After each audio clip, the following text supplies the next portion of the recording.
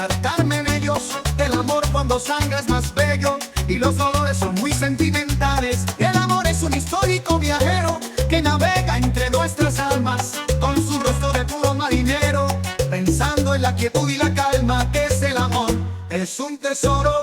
Sí, el amor es un tesoro, pero vale más que el oro. No es ni vil mercancía, ni está hecho de barro fantasía. El amor es un hombre, una mujer y una poesía.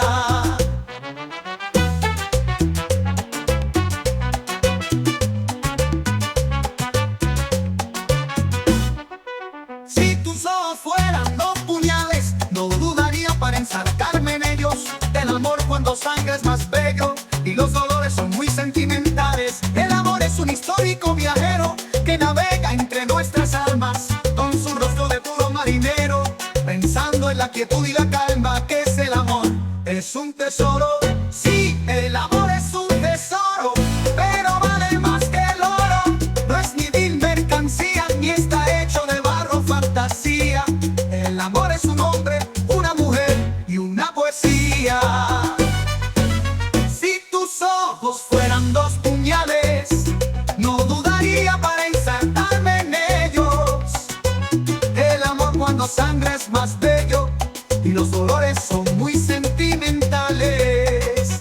El amor es un histórico viajero que navega entre nuestras almas con su rostro de puro marinero, pensando en la quietud y la calma.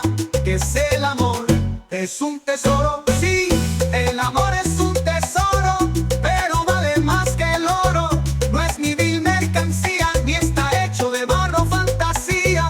El amor es un hombre, una mujer y una poesía.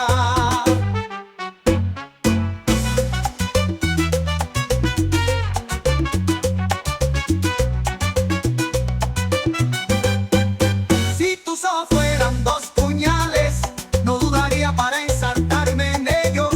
El amor cuando sangra es más bello y los dolores son muy sentimentales. El amor es un histórico viaje